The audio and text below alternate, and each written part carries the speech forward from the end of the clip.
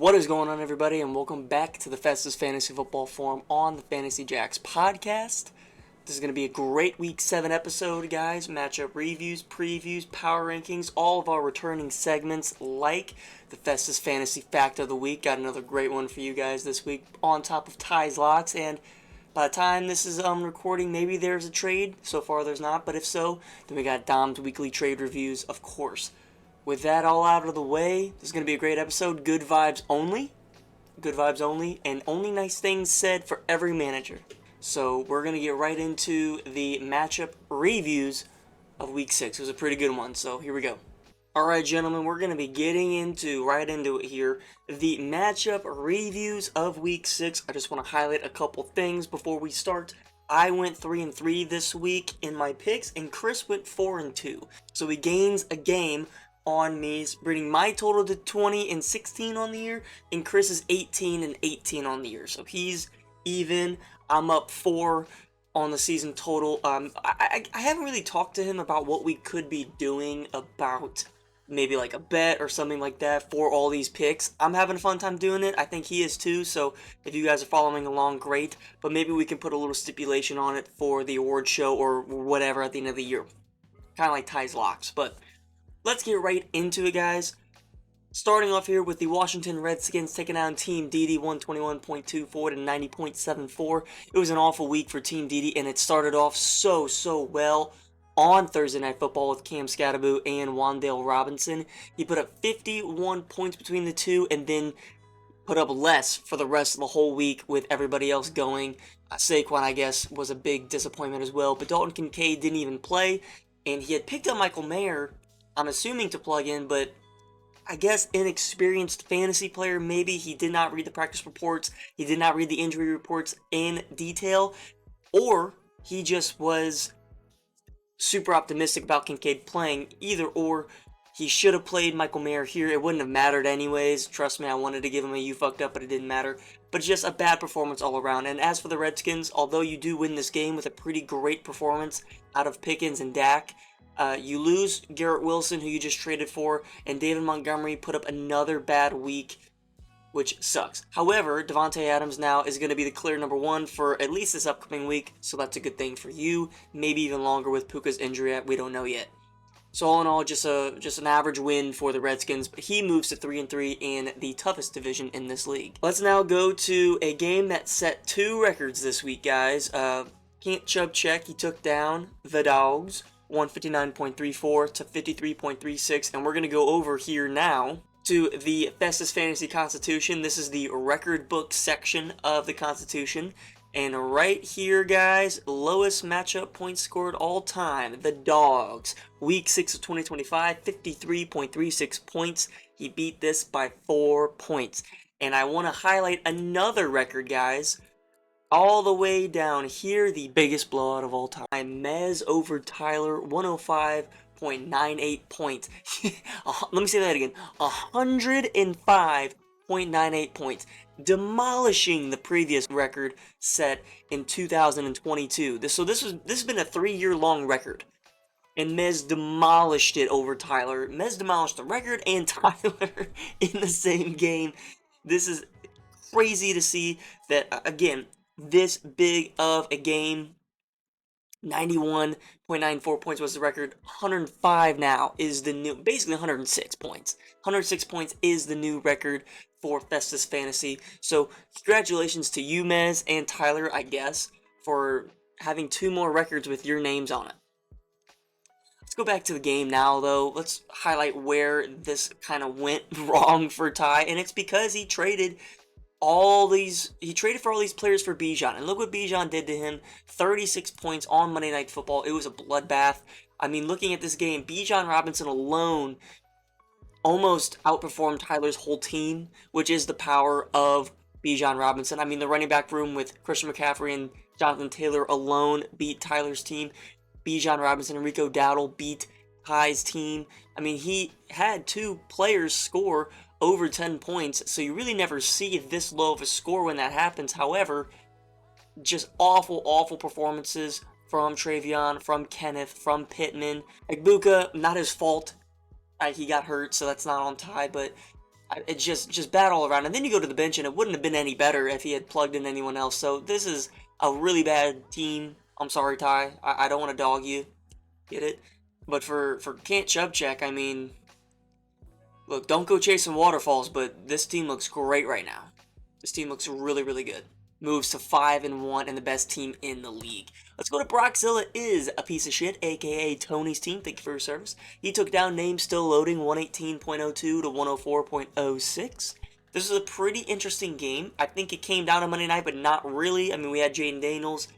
It was a little bit too out of reach for AJ.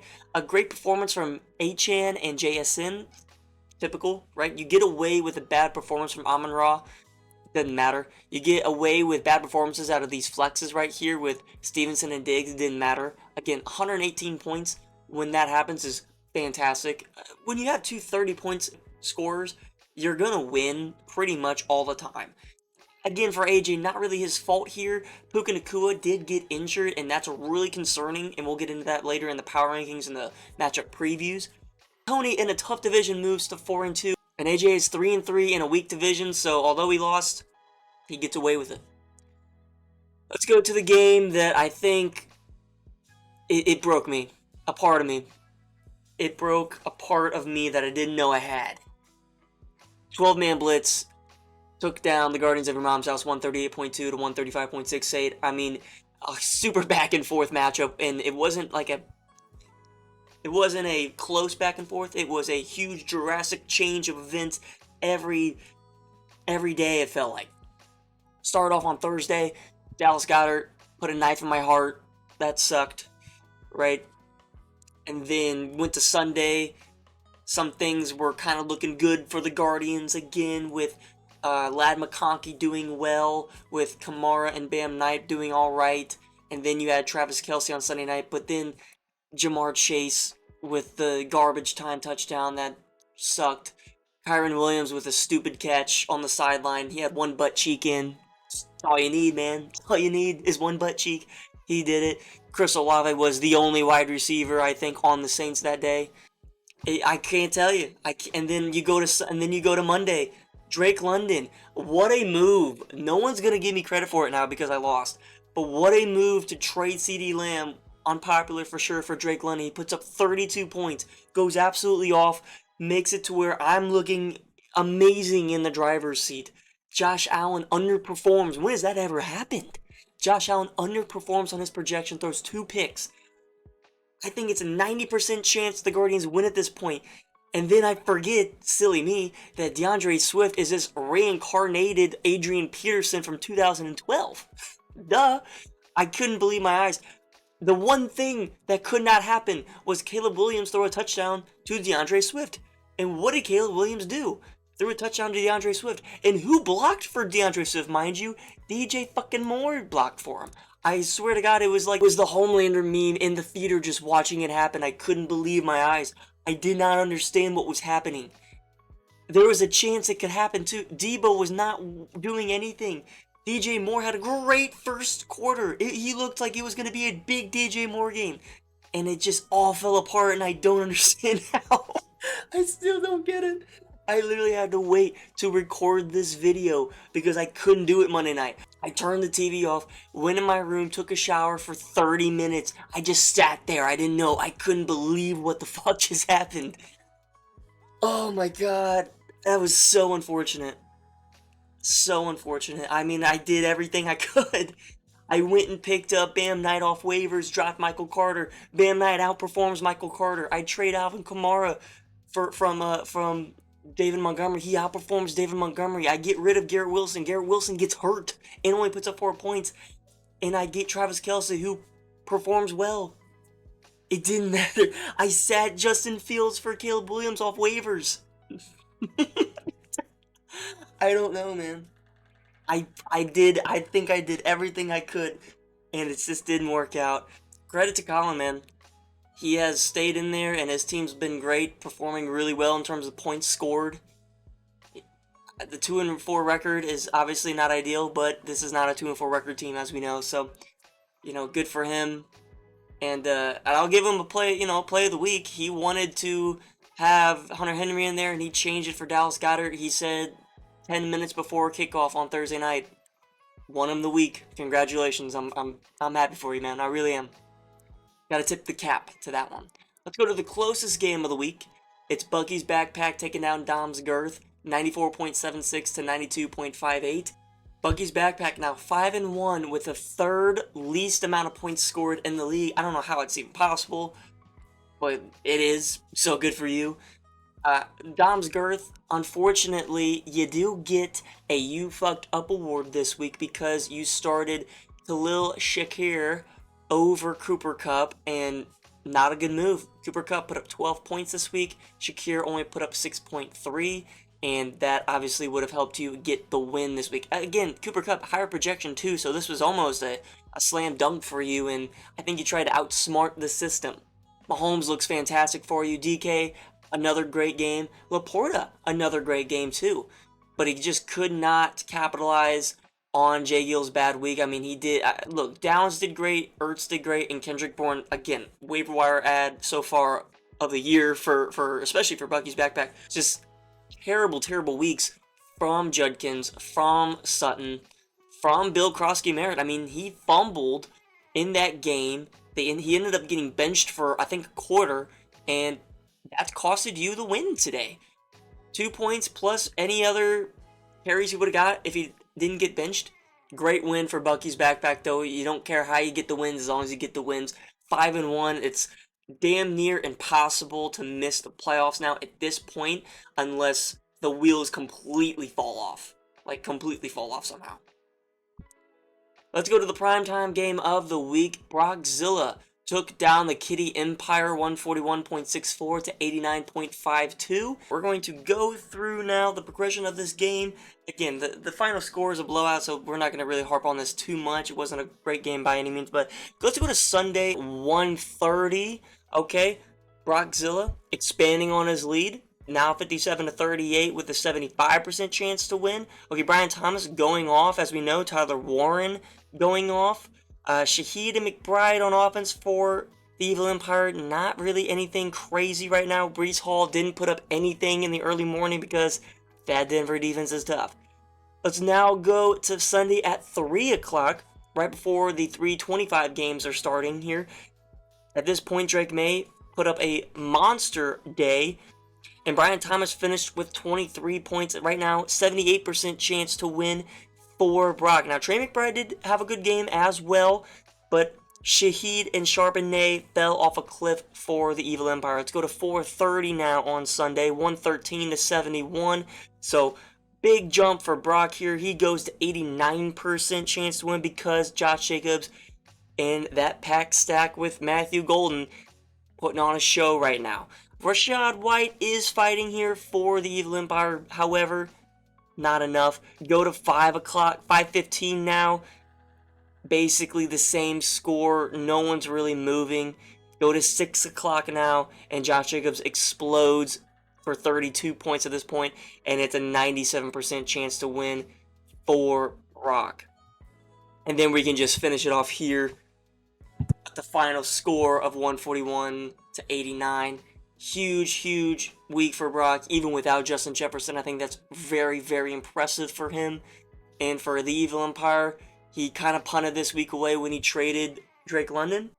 That's going to do it for this week's matchup reviews. I do want to highlight another thing, Ty's Locks. So Ty's Locks this week, credit to him, he hit his parlay. He had bet Brock +6, which he won outright, which is awesome. And then he bet myself +16, and that came down to the wire as well. So not only does he get 2 correct picks for that, but then I also gave him a bonus as a parlay. So he got 3 correct locks this week, and now he's at 4-3 on the season. Huge, huge week for him. And that puts him still in the Jack and Coke mix can section. But I'm imagining now we're going to be able to get him up into the beer or twisted tea section. And then I think, you know what, I'll make a deal here too. If he gets to 15 plus correct locks for the season, I will shotgun a tweet with him. Alright guys, let's go now to the Festus Fantasy Fact of the Week, hosted by Tony. Take a look.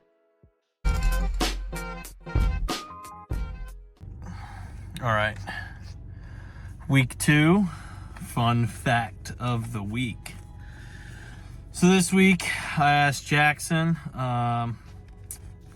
who has the most and least points scored in league history, and also who has the most and least points allowed in league history. So, unfortunately, for the most points scored of all time, it is Jackson somehow, with 5,155 and 0.48. And the least amount scored, this is awesome, it's the Evil Empire, Chris, with 4,329.26. Sorry, Chris.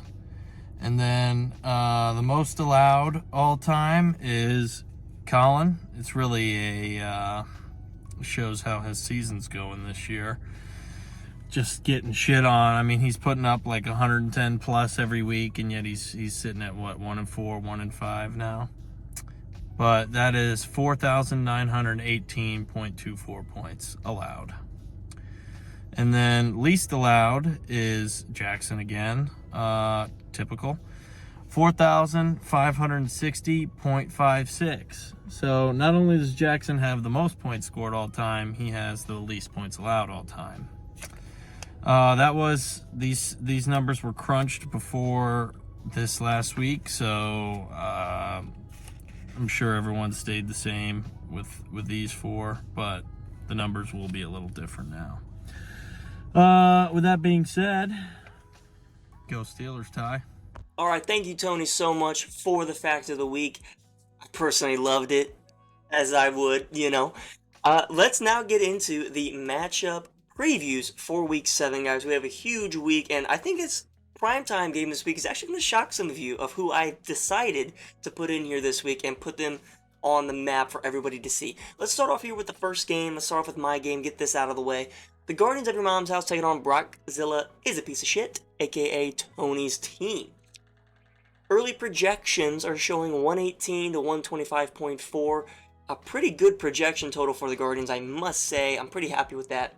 The way I'm going to do these breakdowns, if you guys don't mind, is I'm going to, instead of just kind of saying random stuff about each team, I'm going to try and depict where teams are going to be able to attack and be able to make up ground, if I may, per game. And obviously I'm going to pick the winner, but I'm going to maybe display how that winner is going to be winning.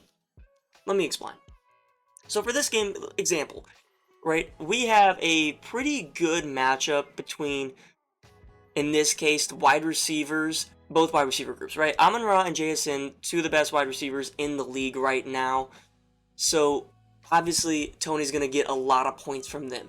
So if at all possible, if Nico Collins and Drake London can somewhat or somehow outproduce these wide receivers, that's going to be huge for the Guardians. The problem is, for the Guardians, the running backs I don't think are going to be able to keep up with the running backs of Tony. So Tony, in his head, in his mind, he's got to be able to attack the Guardians and points from the running back position. And I think he's got a pretty good chance to do that with Achane and Travis Etienne this week. I mean, those are two top guys going up against Kamara and Nick Chubb, not intimidating guys whatsoever.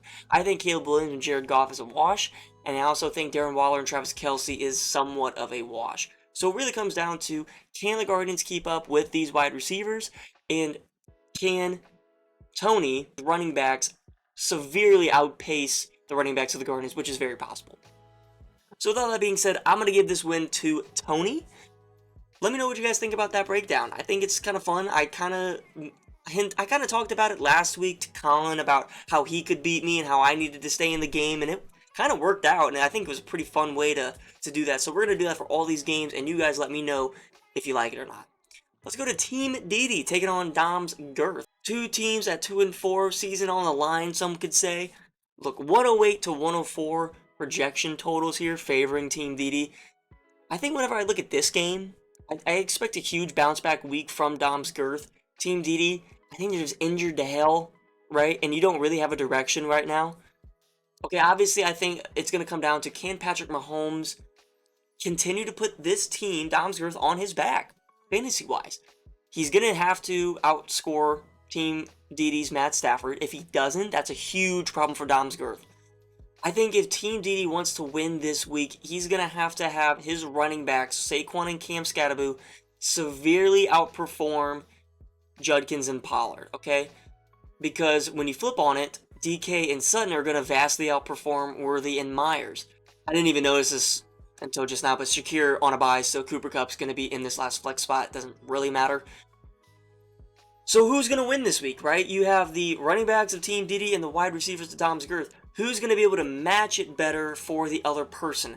In my opinion, I think the running backs, maybe a hot take, are going to match the performance of these running backs. Okay, so I think Judkins and Pollard, if they can get within 5 points of Barkley and Scatterbo, I think Domsgirth wins this week. So I'm going to pick Domsgirth to win. I already expect DK and Sutton to outperform Worthy and Myers, but if Judkins and Pollard can hold their ground against the running backs, that's going to be, I think, an automatic win for the Girth. Let's go to the Dogs, taking on the Washington Redskins. 94.5 to 107 point projection totals. Super low scoring affair. This is just disgusting right now. How do I pick this one? Well, obviously, the Dogs don't have many bright spots. I'm not trying to be mean. I know I'm dogging on them. Hopefully, Terry McLaurin plays this week. I think the Dogs running backs have to outperform the Redskins running backs. Okay, it's going to be super hard. Pause. But if Trey and Kenneth Walker, who have decent run matchups, can outperform Genty in a tough matchup and David Montgomery in a tough run matchup, I think the Dogs will have a shot here this week. It doesn't seem likely, especially when you go to the wide receiver room for the Redskins this week with Devontae Adams, who is going to be a force-fed machine.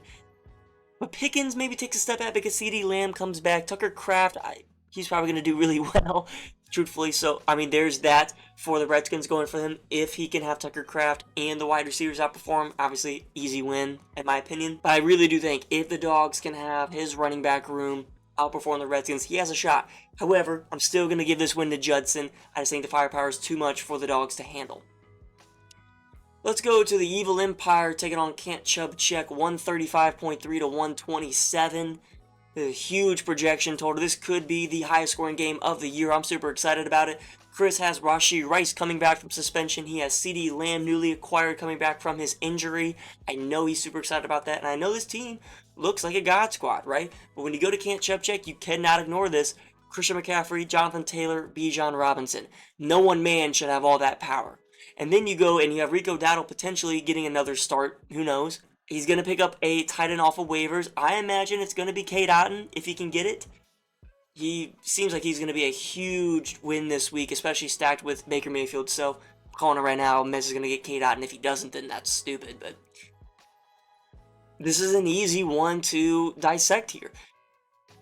Can the wide receivers of the Evil Empire, we already know they're going to outperform Can't Chub Checks, but can they outproduce them in a way that it negates the running back production out of Can't Chub Check, right? Flip side of that, can Jameer and Breece Hall, and I'll throw in Rashad White, why not, can they hold their own against Christian McCaffrey, Jonathan Taylor, and Bijan Robinson? Truthfully, I don't know. I think there's some tough matchups here with Jameer and Breece Hall and Rashad White. I think those are tough run matchups. So for Chris to win, he needs his running backs to kind of hold their own against Mez, because we all know that his wide receivers, talking about Chris here, his wide receivers are going to outperform Mez's. That's 100% going to happen. So if Chris can do that, I think he wins this week. And that's why I'm going to pick him, okay? This is a huge upset pick. I would hate this if this actually happens. I really would. However, I think the wide receiver room of the Evil Empire is going to be too much for Can't Chub Check's wide receiver room to hold up against. And his running backs, although having some decent matchups, are not going to be able to outperform Gibbs, Hall, and White so much so that it negates the wide receiver room. Let's now go to Name Still Loading, taking on Brockzilla. 116.5 to 113 early point projections. Marvin Harrison currently in the starting lineup. He's not going to play, I guarantee it. So, Brockzilla, who are you going to play here this week? Alec Iomanner? That fucking sucks. And then for Name Still Loading, Quentin Johnston. Hamstring injury last week. I would imagine they keep him out one more. I've never really heard of a 1 week hamstring injury. Maybe you guys have. I don't know. This is a really interesting one. I was shocked to see Name Still Loading actually having a higher projection total than Brockzilla. Now, granted, Brockzilla's going through a lot of bye weeks this week. Derrick Henry and James Cook, that's really tough to manage. But we'll see what happens. With this game, okay, quarterbacks, both in favorable matchups. I think that's a wash. Whenever I'm going to look at this, I don't think it's position group versus a different position group this week for this game. I think this game is whose wide receivers are going to produce more. Both rooms kind of banged up. I think Brian Thomas plays in spot of Marvin Harrison, so Brockzilla is going to throw in a random flex player. So QJ, if he plays, and Jalen Waddle versus Jefferson and Brian Thomas, who Brian Thomas is starting to cook. I don't trust that at all. I think the running back room is a wash. Even with a great matchup by Josh Jacobs, Kendre Miller is not going to be enough. Obviously, he's back up. And Kamani Vidal has been great, and Chase Brown. You know, I think there's some encouraging signs there, along with Jordan Mason. So, can the wide receivers hold up for Names Still Loading? I doubt it. I really don't think it's going to happen. And this is crazy to say because Brockzilla literally has a RB2 as his RB2. But I think it's going to be enough still. I think Brock is still going to walk away with this win. It's just too hard to win without Puka if you're AJ. Now, if Puka was playing, this is a completely different story. But no Puka, no happy face. And let's go to the primetime game of the week, guys. I told you it might shock you, but I want to see this. I think this is a huge, huge game for 12-man blitz and Bucky's backpack. Okay, I get it. Early projection totals heavily favor 12-man blitz. I 100% understand that. I get it. That's not why this game is in primetime. This game is in primetime because Colin is on the edge of glory right now, and he's got to keep fighting. Bucky's backpack 5-1. A lot of injuries have decimated this team, but he's still fighting. He's still getting wins. That's awesome to see, and I think on the primetime stage this week, I think he's going to be able to come through and put up a valiant effort, okay? Colin Doyle, 12-man blitz, fantastic team right now, looking better than ever with Jamar and Kyron and Goddard and Olave and Jalen Warren. They all are producing at a very good level. When I look at Bucky's backpack, again, injuries are the main story here. However, you might get George Kittle back this week. That would be huge. J.K. Dobbins, Javonte Williams, that is your bread and butter for this team. And then Josh Downs, actually, I loved his usage last week. And I think he's in another favorable matchup against the Chargers, who love to give up points to that slot guy. It really pisses me off as a fan, but they do. So maybe he gets going. Justin Herbert, awesome, obviously. Way better than this bum CJ Stroud, and there's no debate about that. Can lightning strike in the bottle again for Jay Gill? I don't know. I don't really want to break this game down too much. I mean, obviously, the wide receivers out of 12-man blitz severely outperform the wide receivers of Bucky's backpack. I guess the storyline here is, can JK and Javonte / Kyron and DeAndre, can they keep up with each other? Who's going to outperform who? In my opinion, I do think JK and Javonte will outperform Kyron and Swift, but Jamar Chase and Olave, it's just so hard to pick against that right now. I think, especially with the injuries to Bucky's backpack and the tight ends basically being a wash, I'm going to have to give this one to Colin Doyle. Now, Bucky's backpack, to win this week, is to have J.K. Dobbins and Javonte score. They both have to score a touchdown. No exception. There's no way you win this week without both of them scoring a touchdown. So that's step one. Step two is to have one of your wide receivers put up at least 20 to 25 points. That's step two. If Josh Downs can do it, I think it's the most likely with a touchdown. You're still looking good. Then, step three, Justin Herbert needs to put up probably 20, 25 points as well. Okay? So that's step three. Step four is somehow trade for prime Barry Sanders and put him right here in your flex spot instead of Tajay Spears. That's another great idea for you. I hope you recognize it. I hope you maybe think about it. And then step five is hopefully Kendrick Bourne keeps up this insane streak of games right now. 140 yards in 2 straight games is insane. So that's the pathway to success for Jay Gill. And is it possible? Yes, it's possible. Is it likely? No. Remember though, 12-man blitz had a huge projection total advantage over the Guardians last week, and it came down to the literal last 3 plays of the game. Anything's possible. Anything's possible, folks. But I'm going to give this one to 12-man blitz. So let's go through my picks one more time. I have Tony winning I have Dom winning. I have the Redskins, aka Judson, winning. I got Chris winning, maybe an upset pick, I don't know. And then I have Brock winning. And for the primetime game of the week, I do have Colin winning. With that out of the way, let's get into Ty's locks for week 7. What's up, guys? Future Jacks here, editing. Ty never sent me his lock of the week, so everybody, let's just get some booze in the chat for him. And if he did end up sending him to me, I'll post him separately on the YouTube channel, or I'll put it in the post tab. But I guess for week 7, no Ty's locks. However, stay tuned for this next segment, though.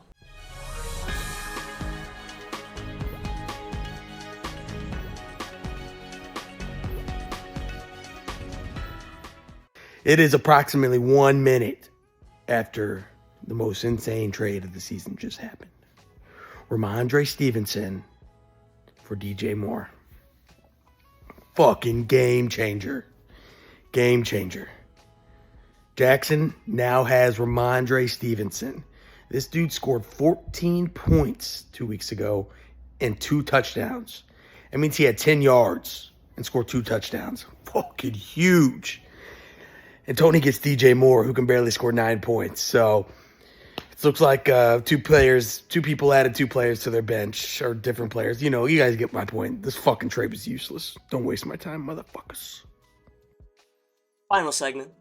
Everyone's favorite power rankings. Some movement this week, not too much, but I think some important movement. And we're going to get into that right away. Just another kind of overview look of the league right now. Currently, Mez with a 95% chance to make the playoffs. It's only because it's not secured now. It should be 100%, truthfully. Brockzilla also, 82. Tony actually with a higher percent chance to make it. I don't understand how that happens, but it does. And then me and Ty, lowest 2. In case anyone that does want to look, here's right now the rankings for points for. Mez killing it right now, 806. Having a great season so far. Points allowed.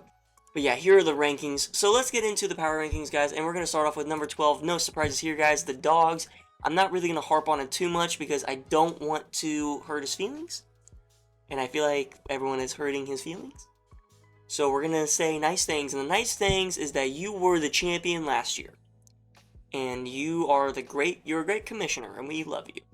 Maybe get Terry McLaurin back this week. At number 11, I'm going Team Didi. Yep. And the reason I'm going Team Didi here at number 11 is because I think the team is in disarray, especially with injuries. I mean, look at all these red marks on the team, right? Lamar, Bowers, Kincaid, Pearsall, Ridley. Not to mention the underusage of Saquon Barkley. Jacoby Myers as well. Xavier Worthy, his role is now deplenished. I don't know, man. I feel bad, but not really, because I think Austin is a jerk. I think he's a jerk. But I'm going to put him at 11 because I don't think he's going to at all compete this year. Unless he makes some type of move, getting rid of Saquon or Scattaboo. Maybe Lamar and Bowers can get moved. I don't know who would really take them on at this point, considering injury history. But yeah, I think that's fair. At number 10, I'm going to put my team. And I know maybe a hot take because this team's 1-5. But the amount of points scored by the Guardians the last couple weeks has been phenomenal. That's not been the issue. The issue is points allowed. Of course, if it's not one thing, it's one thing. And I kind of mentioned it, and I know I harped on it whenever we were going through the matchup reviews, but I feel like I've done almost everything I can do. A couple mistakes, no doubt. I mean, the Rico drop was a huge mistake. Maybe not getting more for CeeDee Lamb was a mistake. However, trading Kyron, getting Tony Pollard, who outperformed Kyron that week, trading Tony Pollard to get David Montgomery, who David Montgomery outperformed him that week, then trading David Montgomery for Alvin Kamara, who Alvin Kamara outperformed him that week, and getting rid of Garrett Wilson in the process, who now got injured, getting Drake London, who put up 32 points. I mean, it's a huge array of moves that have been made trying to fight for this team, and it's just, of course, at the beginning of the season, no points are being scored and losing. Now, tons of points are being scored, and you're still losing. It may just not be the Guardians' year, and I have not wanted to admit that, and I still won't. But damn, I mean, that sucks. How lucky am I to be in a position to have this opportunity to show everyone how great I can be? How great is it that I get to be faced with this adversity? That's how I have to look at it. That's how I'm going to look at it. I'm in a great position now to shock the world, and I'm going to fight till I cannot physically make the playoffs anymore. Let's go to number 9, and that is Dom's girth. I think you could flip-flop 9 and 10, really do. I love Pat Mahomes and Judkins on this team, along with DK Metcalf, who is a pretty good points per game floor guy, right? Right now, wide receiver 20. Cortland Sutton as well. I don't know why he has a low projection total personally. 13 for the wide receiver 15 is super low in my opinion. But then you have some underrated players like Laporta, like Bill Krosky, Shakir and Kupp, not viable guys at all, but it's just the last flex spot. Maybe Mike Evans comes back this week. That would be huge for this team, and that would really bump this team up and give them some more hope.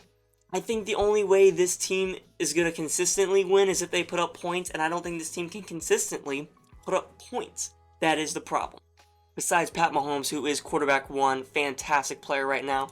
I want to ask, was he added from waivers or he was drafted in the 5th round? Okay, so what was thought to be a huge reach is now looking like a great pick. I gotta admit it. Even Laporta, who was picked in the 4th round, I believe, tight end 6, also looking like a great pick right now. But it's everything else. It's the skill positions that are falling through for this team. It's not deep at all. But maybe some trades can be made. Maybe some reallocation of funds, if you want to say.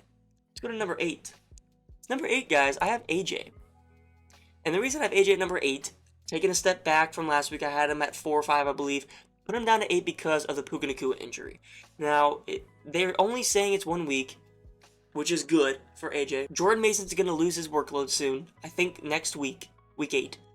Chase Brown, although we think is good now with Joe Flacco, we still didn't see it. He actually posted his lowest snap count of the year last week with Samaje.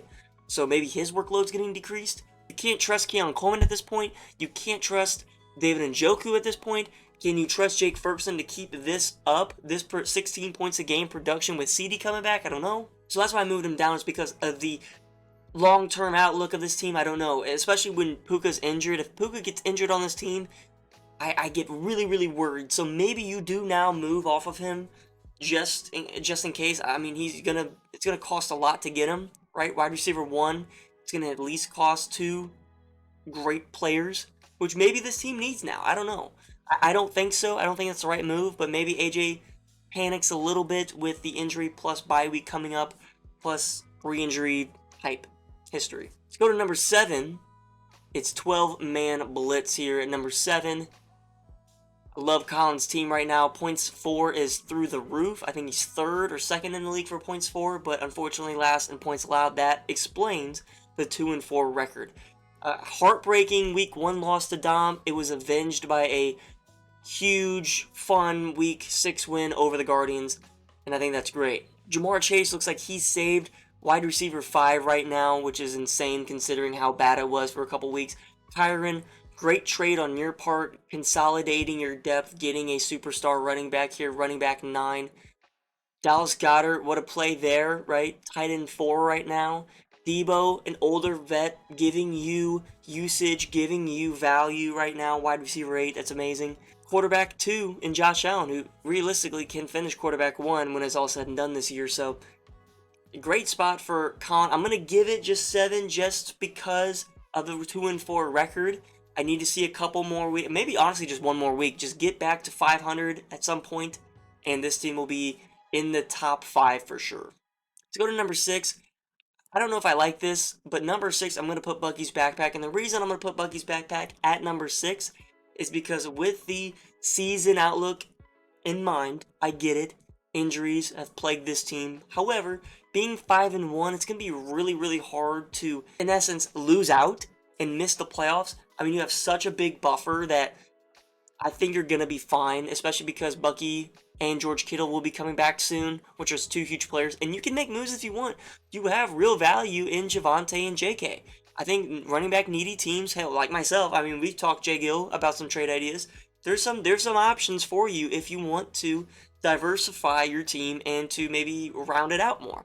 Josh Downs, I think, his projection total is only going to go up every week, right? Javonte, JK, Downs, Bucky, Kittle, that's a pretty decent team when it's all said and done, and I think it's going to make the playoffs. Okay, I think it's just such a high win advantage over other teams that I think you can make it. So that's why I have it at number 6. Obviously, not the firepower that Collins' team has, who's at number 7. Hell, I think AJ's got more firepower, truthfully. 5-1, you can't ignore that. So I'm going to put Bucky's backpack at number 6. At number 5, guys, I got the Washington Redskins, sitting at 3-3. Again, the trade for David Montgomery, Garrett Wilson, and Dak Prescott, we'll see what happens, okay? Dak Prescott looks great right now. Sitting at quarterback 6, George Pickens, that's a good stack in my opinion, who's wide receiver 4. Now, obviously, that's going to get reduced when CD comes back. Garrett Wilson, who's going to take some weeks off, but I think you have options if you need to. Again, make another trade. If you want to get rid of Tet, sell high on him, go for it. Devontae Adams is going to be pretty good for you for a few weeks. I love Genty, truthfully. I mean, I got him in my other Dynasty League. I think Genty is a fantastic player and pretty much the only option on that shitty Raiders team, by the way. Shout out Rob if he's watching. But Genty, running back 11, that's kind of where you wanted him to be considering where you drafted him.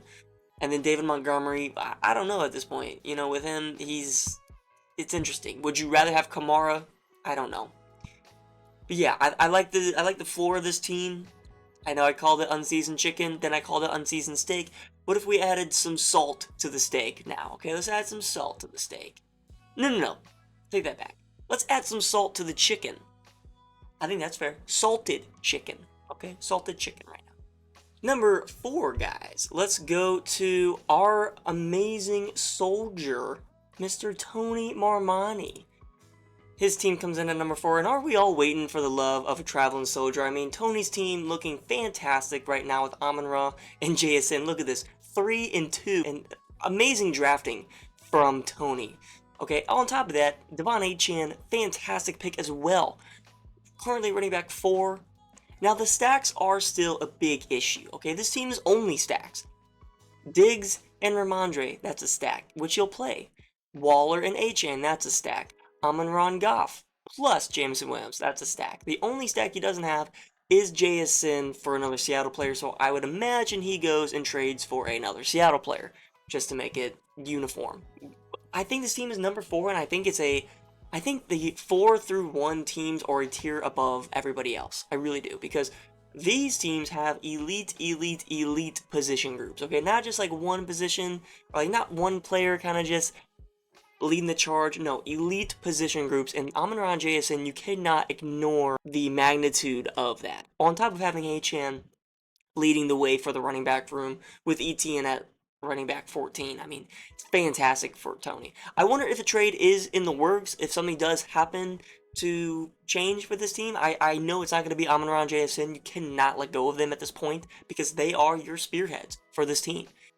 Playoff team for sure. Barring injury, playoff team for sure. I mean, look at, he had the Chuba injury. He still got wins with his depth. He's got pretty decent depth, I will admit. A good team. At number 3, I'm going to get Brock here. I'm going to keep Brock here at number 3. Not a lot of movement from this top 3 at all. And Brock doesn't change. Love the big names. Love the star power, okay? And I get it. You're trading your depth and going to get star players. Look, you got to get up and you got to try and you got to try and you got to try. And I get that. Brian Thomas, Derrick Henry. Love getting huge name players, and they're starting to perform for you. Brian Thomas has been doing pretty well the past couple weeks. Already back up to wide receiver 26. For 2 weeks, that's crazy, actually. Justin Jefferson, wide receiver 19. Josh Jacobs, running back 7. Drake May, quarterback 5, like we discussed earlier. Great players right now. So, James Cook, running back 6 also. Great players right now for Brockzilla. Again, the 4-1, it's a tier of their own right now. If we were doing a tier maker, it would be these, top teams at the top. Because that's just the truth. No one else has these superstar position rooms like them. For this team, for Brockzilla, it's the running back room. Josh Jacobs and James Cook. It's such an elite room. And then you have Jefferson and Brian Thomas to kind of round that out. On top of Tyler Warren, tight end 2, I think could finish tight end 1 at the end of the year when it's all said and done. So that's why Brock's number 3, no debate there.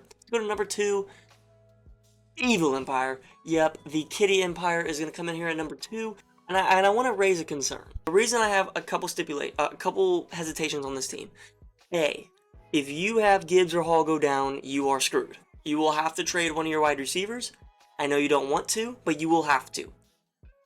Zach Charbonnet will leak too many points. Rashad White is going to be a backup by the time it came to crunch time. You couldn't have him. You would trade CeeDee, you would trade Odunze, you would probably trade Rice as well, whoever you needed to get a running back replacement. So there's my only concern there. Number 2 concern is once Rashad White goes back to being a backup, this flex spot is going to leak a lot of points. I get it, Rashid Shaheed, you like him so much, but he's not consistent. You don't really trust that every week to be a great play. You know, no injuries right now for the Evil Empire. We'll see if that holds up. We'll see if it holds up. Great players all around. Quarterback 4, running back 8, tight end 3. Rashid Rice, who we know can be a wide receiver 1. Odunze, wide receiver 13. It's a fantastic team. No one's debating that. But season long, where will this team be when it's time for the playoffs? Healthy? Will this be the team in the playoffs? I just don't see that being feasible, considering the running back usage for their teams, right? You want to say Jahmyr Gibbs in a split committee, he's not. He is overtaking that committee to now it's pretty much David Montgomery's a backup. Number 1, I'm going to keep him again. Guys, Can't Chubb Check is checking the league. And he's doing it really well. Running back 1 by McCaffrey. Running back 2 by Taylor. Running back 3 by Bijan. Fucking insane. And quarterback 3 just for good measure with Baker Mayfield. Now, obviously, the wide receiver room is becoming a problem. He's getting away with it because he's scoring so many points from his running backs. I get that. At some point, though, one of these guys are going to have a bye week. One of these guys are going to, maybe have a little ankle sprain or hamstrings a little tight. Whatever the case, not going to be able to play. Where does that point supplement from?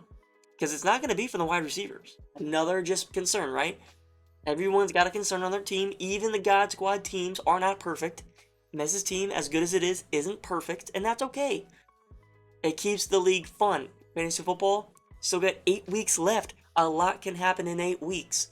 I'm mainly saying that for my own sanity, but it's true. 8 weeks still for things to happen. Not good things to happen and bad things to happen too. The thing about these top teams is that they haven't really faced a lot of big injuries at all. Mez hasn't faced a single one. Brock's about to face his first one with Marv, which is whatever, right? He's wide receiver 30. Chris hasn't faced a single one yet.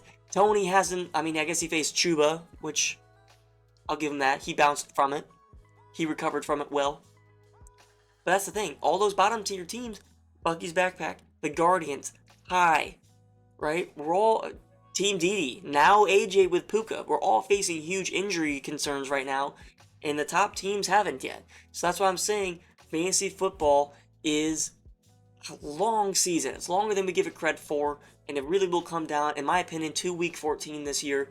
Because although these teams look dominant, although we are kind of writing it in for Mez, I'm just trying to say, be patient and stay locked in on it, because it's probably going to be a lot. The league's going to look so different here in a few weeks, especially because for some reason there's not been a lot of trading, and I imagine that things are going to change once teams fall to 4-3 or 3-4. So maybe after this week, a big floodgate opens for teams and managers making trades. I don't know if that happens, but maybe it's just a little guess that I'm projecting out there into the universe. I think it's been a great season so far, and before we send off, I do want to highlight the mid-season awards that I'm going to be handing out for next week's forum video. So here they are. I'm going to give out, and you don't get anything physically, and we're not going to vote on it. I'm just going to pick. But we're going to give out teams like best team overall, worst team overall. That's just going to be based on the amount of times the team's been in first and last. Best trade for a team, I'm going to give out too. That's going to be a really interesting one. I think we already know who it's going to be as well. Worst trade rank, I think we're going to give that out as well. Most injured team, that one could be controversial because there's been a lot of injuries right now. The biggest steal in the draft, only stipulation is they can only be players still on their team right now. Worst pick in the draft, only players that haven't been traded, so they can still be on the team, or they could have been dropped, but you can't have a terrible draft pick and then somehow trade them and package them. I don't think that makes sense because you're getting value in return. Best waiver wire ad, the highest scoring game. We'll go over through some superlatives, lowest scoring game, and even I'll give out breakout manager thus far. So look out for that next week. That's going to be a good episode. So I hope you guys enjoyed. And good luck to everybody this week except Tony. Thank you for your service, but go fuck yourself. See you guys.